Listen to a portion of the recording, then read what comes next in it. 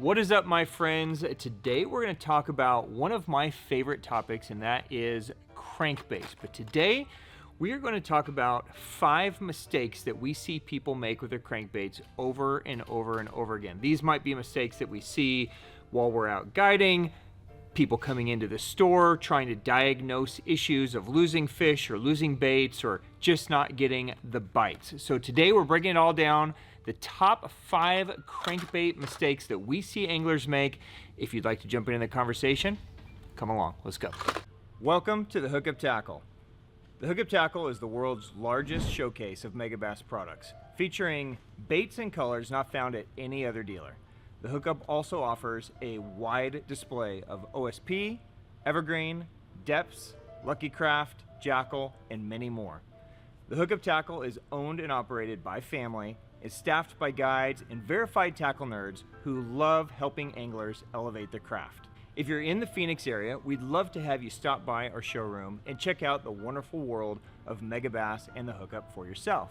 If you shop online, there are almost 10,000 SKUs of Megabass products alone, with hundreds of other companies and new products being added daily. So next time you're looking for that hard to find bait, that color your fish have never seen before, or maybe you just want to elevate your game, look at thehookuptackle.com.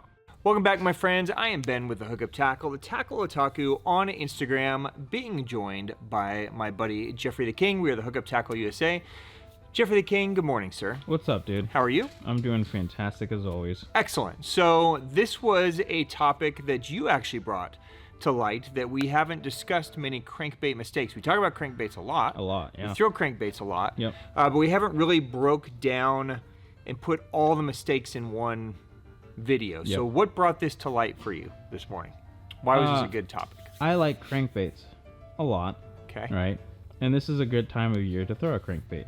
So I thought, well, you know, we might as well talk about one of the best times to throw like a crankbait to try and catch fish. So is there a bad time of the year to throw a crankbait? There's not. Not for us. There's literally not. Yeah. So crankbaits are one of our favorite baits to throw. If you guys are new to bass fishing, new to our store, you're going to hear us talk about crankbaits a lot.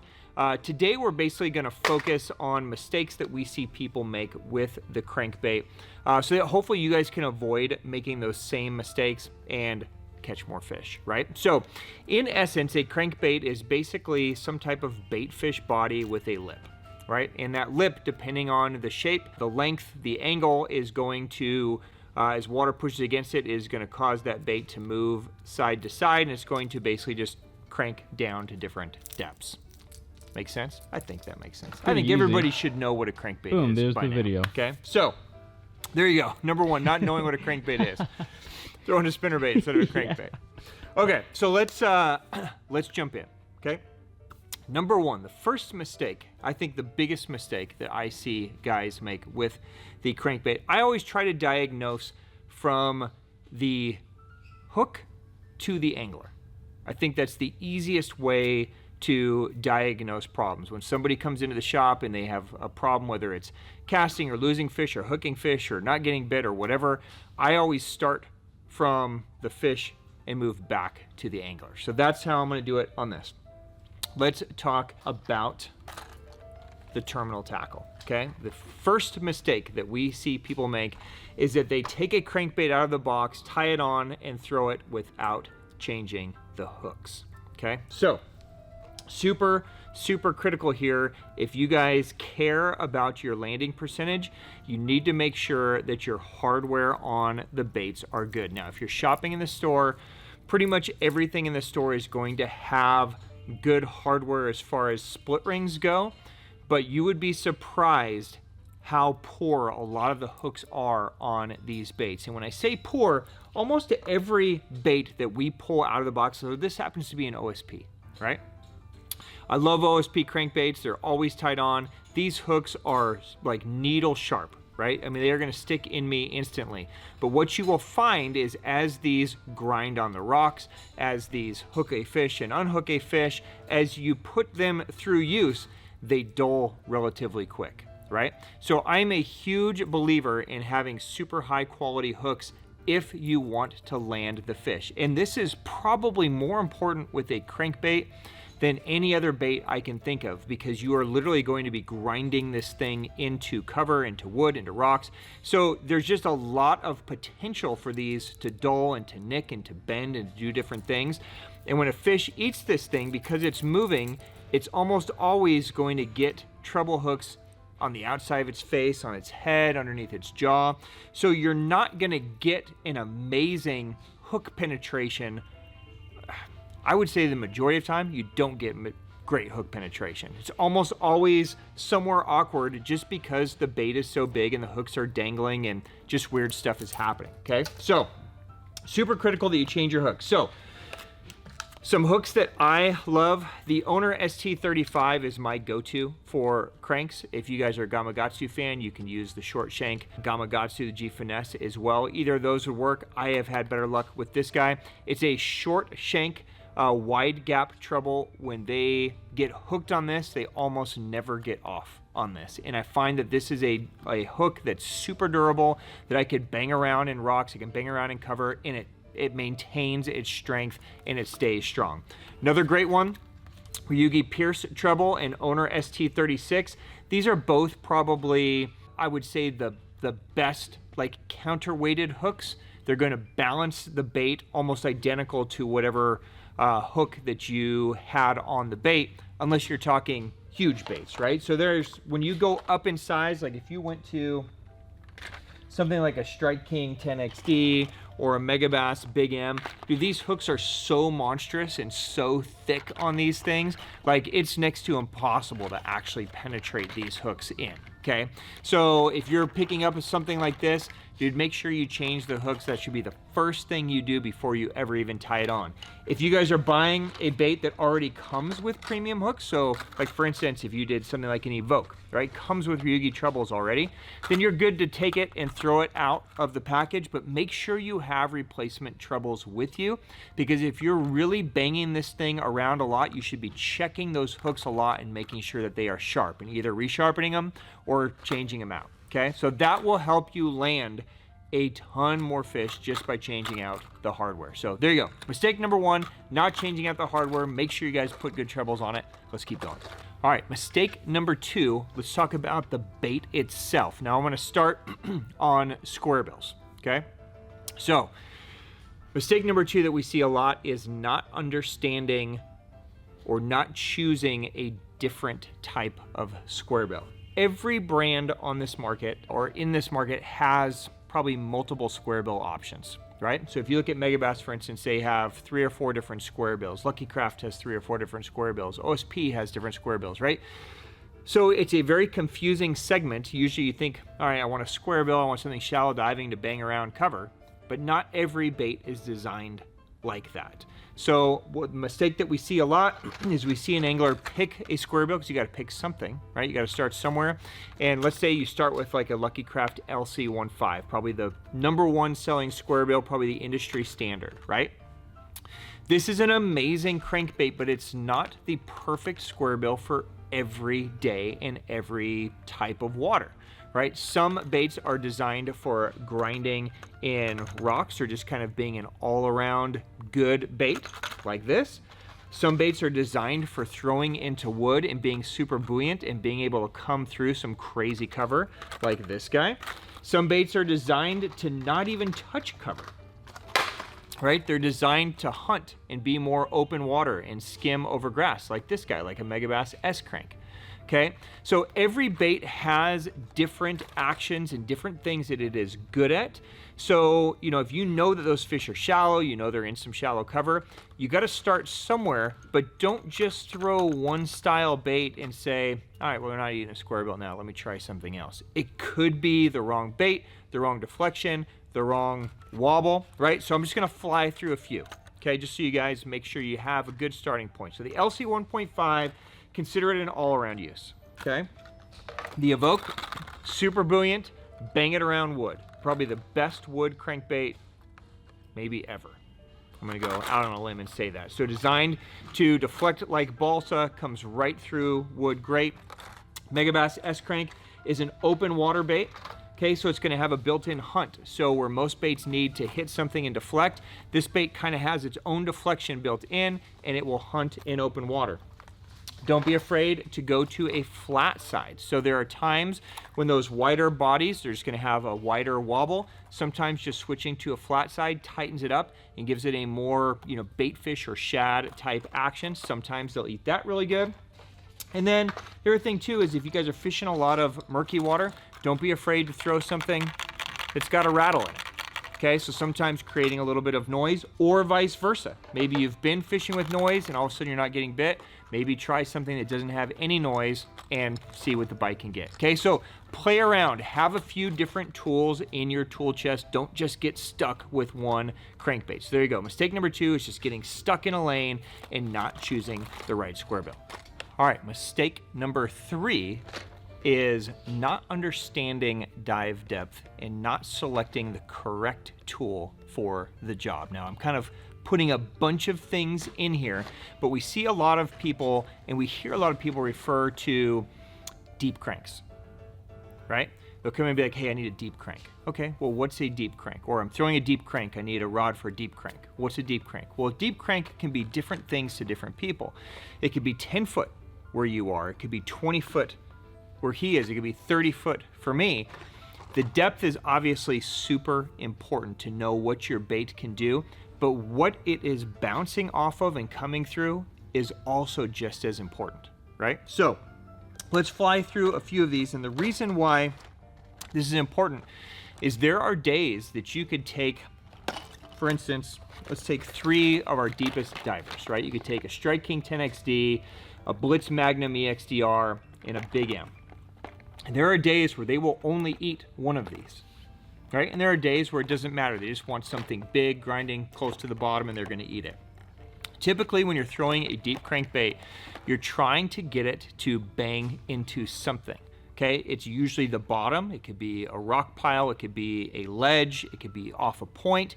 It could also be the tops of trees. So don't be afraid to throw a crankbait. Like, for instance, I love this bait. It's a Deep Six from Megabass. It's a perfect 15 to 20 foot diver that I use to tick the tops of the trees. So I might be fishing in 60 feet, 70 feet of water, and there might be big cottonwood trees or big trees that come up, and the tops of them are in 17, 18, 19 feet. I can take a bait like this and bang it around down there and tick those treetops, and any fish that are suspended in there could get it. I can't do that same thing with this because it's going to grind too far down. Even though I'm in 70 feet, I can't throw a 30-foot diver down there. This is something that I got to specifically use more to run over a hump, down a ditch, something like that. Okay, so understanding what each bait is designed to do is super important when it comes to deep cranking. I'm going to fly through a few of these just to give you guys a few tips. Okay, so we talked about the Deep Six. This is an awesome one for me for banging around trees, banging around cover, banging around grass. So if you guys have deeper grass that's in 15 to 20 feet and you need something just to kind of tip and rip out, this is a great one for that. Okay, I prefer it for that versus just grinding into rocks. If I'm grinding rocks, really hard to beat a Strike King 8XD or 10XD. That's been an industry standard for ages, especially if we're talking 20 to 25 foot. The Megabass Big M 7.5 also is great for that. The Big M 7.5 is going to get that same depth, that 20 to 25 foot, but it's not going to crank your arm off as hard. Instead of having a big wide wobble, it's going to have more of a flashing movement, so it's much easier to throw. A lot of people consider a Blitz Max DR or a Blitz EX DR to be deep cranking. These are baits that are going to go 12 to 15 foot is really the target depth. These are great, again, for grass. They're great for rocks. They're great kind of all-around use baits for that mid-depth. And then finally, you've got your super magnum deep divers, like your OSP Blitz Magnum EX DRs, designed to go, 25 to 30 foot. Right? So the deeper you go, the more line you're going to have at strange angles. You just need to make sure that you are clearing a path, right? You don't want to have a bunch of obstacles here and then deep water here so that your line is laying over all these obstacles as this thing gets down. You want to make sure that you've created a clear path, a clear lane for your cast. So as this thing is down in 30 foot, you have a straight line back to you so your line's not rubbing on stuff, okay? So understanding the baits, having more selection when it comes to deep diving, that is gonna be critical if you guys are gonna have a lot of success. Of course, color can play in this too. Some days they'll eat something shaddy, some days they want something chartreuse, right? So the more tools you have available and you learn how to use them, the better you're gonna be. Don't get stuck with just one bait. So let's keep going, Jeff. All right, number 4, the 4th thing we see is line. Okay, choosing the wrong line. Now this could be the wrong style of line, it could be the wrong diameter of line. There's many different things that could be here included into this category. Remember when we talk about line, and we're going to talk about rods here in a second, spoiler alert, right? It's all a system. So the angler, the rod, the reel, the line, the bait, all has to become a system. And so every piece is going to be different depending on what you need to do. If you have too stiff of a rod, you might need a line that has more give. If you have too soft of a rod, you might need a line that doesn't have any give, right? So typically when we're talking about crankbaits and we're talking about a bait that is going to be in all kinds of different strange positions on that fish versus right in the mouth, those fish are going to be shaking, they're going to be jumping, they're going to be pulling. There's going to be a lot of things happening to try to get this bait to rip out of that fish's face, right? So generally speaking, we want that line and that rod to have a little forgiveness to it, right? We want to be able to absorb some of that head shake, if you will. But we have to be careful because usually with a deep diving crankbait especially, a lot of times we're making really long casts. And a lot of times they eat that bait when it first gets down to depth, so that's way the hell out there. So we need the line to be strong enough and powerful enough and not stretchy to be able to actually set the hook, right? So this is like a balance that we're doing. First things first, that hook has to penetrate past the barb. Second thing second, it needs to keep the fish pinned, okay? So let's dive into some line. So I would say the majority of time, this is the line that I'm using. Now this matches my rods. I have the correct rods. Okay, so my rods are designed for crankbaits, so my rods are going to give a little bit more. So using just a straight fluoro works really well for me because it's gonna have very little stretch to it. So it kind of yin and yangs with my rod. If my rod gives, my line doesn't give. Okay, now I like going straight fluoro over, say, something like braid, because braid is creating too much noise for me. I just don't get the amount of bites, and braid has no give. So after they're hooked, it literally has no give whatsoever. This will still have a slight amount of stretch, even though it's very, very little. 14 pound is probably the industry standard for crankbaits, but don't be afraid to play. You can go up or down with your line diameter to adjust the depth. So if you have a bait that's built to go 15 feet, it'll probably go 15 feet on 14. If you want it to only go 12, then go up in size, go to 16 or 18 pound, and it will keep the bait from diving to its max depth. If you want the bait to go 17 or 18 feet, then go down in size, okay? So don't be afraid to play with some lighter line to get some extra depth.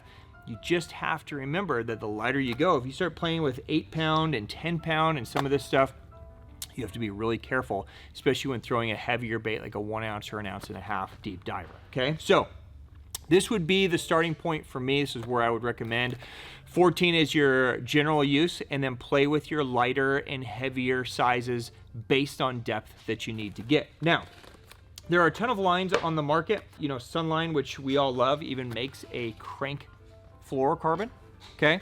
Now the crank fluorocarbon is in essence very similar to Sniper, but it has stretch built into it, okay? So it's gonna have a little extra stretchiness, which can be great once those fish are hooked and pinned. It's just gonna have a little bit more forgiveness.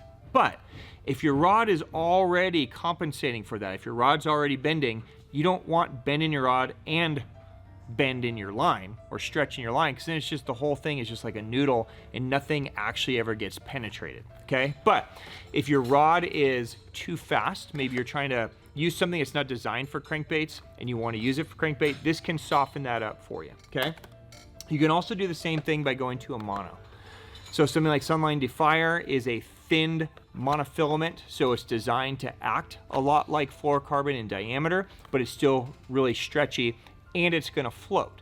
So floating line could be good for you guys fishing a square bill or fishing higher in the column and you need to kind of rip it out of grass, then maybe pause it for a second and allow that bait to kind of come up. The floating line will kind of aid it in coming up versus a fluorocarbon that'll be more neutral density and kind of sink in the water, okay? Now, and you know, while we're talking about different line and, you know, different sizes, you know, sometimes you spool up. So like for me, 14 is like my main line. So if I know I'm gonna go throw deep cranks, pretty much all my rods have 14. If I get out to the lake and it's like, oh shit, I wish I would have had 10 or 12 or 16 or 18 so I could cause my bait to go deeper or stay higher. A solution to that is you guys can carry spare spools, right? So if you guys are Daiwa guys, SLP makes spare spools. You can, if you're a Shimano guy, we can just get you a spare Shimano spool. But by carrying spare spools, it allows you to fill up a spool with different lines. You can get them in different colors. There's a red, there's a purple, there's black, right? So you could put 14 on your main line and have one spooled with 10 or 12, have one spooled with 18. That way, if you get out there and you need it to go, you know, shallower or deeper, you don't have to pull all the line off, re-spool on the lake. You can literally just pop one spool off, drop the new spool in, you've got a different line on there. That could be an option for you as well. So just something to think about. It's something, it's very JDM, right? Not a lot of us carry a lot of spare spools around with us, but this is a great way to, instead of having 4 or 5 rods with different lines on it, if you guys just have one rod, you can use spare spools to kind of give you some adjustments that way. One more thing on line, okay? I'm gonna take this bait out specifically because we have definitely been noticing it on the new Blitz Magnum EX DR, the Big M's, the 10XDs. Make sure, guys, same thing that we talked about with your treble hooks. You're going to be taking a bait and you're going to be banging it around in rocks and trees and different obstacles. As this is grinding and moving through stuff, these lips, when they come out of the package, are nice and smooth, okay? But the more these bang around and grind, they're going to get rough all the way around this edge. Everything that it's grinding in is going to become very rough. So that line, okay, as you cast, is going to be rubbing on a lot of this. Make sure that you're constantly checking your line. And there's going to be times, depending on how grooved and how rough everything is, you might be retying every 5 to 10 casts. And it's just the nature of fishing a crankbait, okay? So make sure that you're constantly checking your line, not just from it going on rocks, but from rubbing on the bait itself, okay? Let's go to number 5. All right, guys, and then the 5th mistake, and this is a really important one, is guys using the wrong rod to throw a crankbait. Now, if you are trying to do 5 or 10 different things on each rod, then use some of the tips that we just talked about with line, changing your hooks, you might have to back down the drag, and make whatever you have work for you, right? But if you're trying to assemble specific rod and reel combos for specific baits, crankbait rods, in my opinion, are probably one of the most important niche rod lines to really pay attention to, okay? You can get the perfect jig rod, the perfect spinnerbait rod, the perfect this, the perfect that, but crankbaits really need their own rod, in my opinion. This is going to come down to, anytime we talk about rods, A, they need to be enjoyable to cast. Okay, so you're casting, you're retrieving, the actual fishing portion of the day needs to be enjoyable. You need to enjoy that part. After that, land ratio is really the only thing that I worry about. Okay, it needs to be sensitive. I need to feel what's happening. I need to get some feedback like, okay, it's on rock, it's on sand, it's on grass, whatever. But at the end of the day, getting the bites into the boat is critically important, okay? And that's where a good crankbait rod is going to come in. Now, there's a lot of good crankbait rods. So depending on what brand of rod you like, if you're a Shimano guy, if you're a Daiwa guy, if you're a Megabass guy, so on and so forth, there are options within those lines. I'm going to talk about two that I throw all the time, and more just talk about the bend and what they are doing, so that you can understand what I'm looking for. So this is a Valkyrie made by Megabass, 7.1 medium heavy, one of my favorite rods of all time. It is a fiberglass carbon composite, okay? So it's got fiberglass built into it, so it's a little bit heavier than just a traditional graphite rod, but that glass slows it down. You'll notice that this is a pretty soft rod. So it's got a lot of power here in the backbone. So I've got a lot of strength down here on the butt end, but from the mid to the tip, it's just nice and slow. And what that slow is going to do is it's just going to slow everything down. It's going to load nice on the cast. As I'm retrieving, that rod is going to have a certain amount of bend to it. And then when I actually hook a fish, it's going to bend even deeper. It's going to have a lot of give to it. And it's going to allow me to have power, but still forgiveness to keep those fish pinned. Now, this is a great one for square bills, great one for, mid depth. So all my OSP stuff goes on this rod. When I go to a deep diving crankbait, this is really the only rod you ever hear us talk about. This is the Megabass Orochi XX launcher. So in my opinion, no doubt the best deep cranking rod ever built.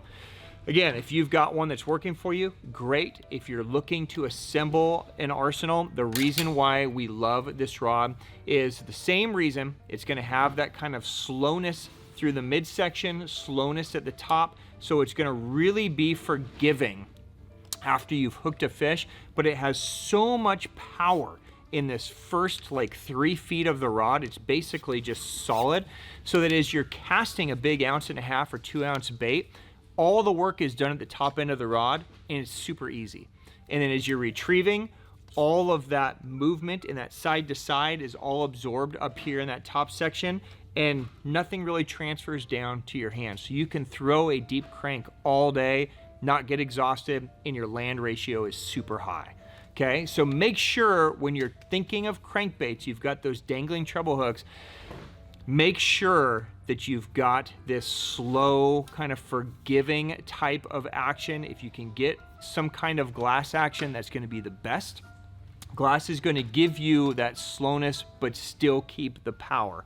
If you slow down graphite, like if you do something like a Loomis or something like that, they can slow the graphite, but it weakens the graphite. So you give up strength to get that forgiveness. That's why we generally stay in either a Megabass, Shimano makes great ones, Evergreen makes great ones, St. Croix makes a great glass one. So staying in something that's got that slowness, really going to be critical.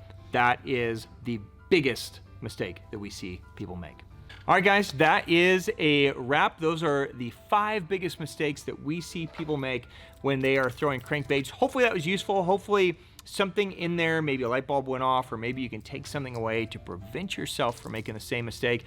If you've been making mistakes that we didn't cover, drop it down below. Let's share. I want all of us to become the best fishermen that we can become. So enjoy the season, enjoy throwing a crankbait, catch a ton of fish on it. If you have any questions, drop it down below and we will get to it. And until next time, my friends, peace out. Thank you for the business. Thank you for the support. Thank you for the time. We will see you again soon.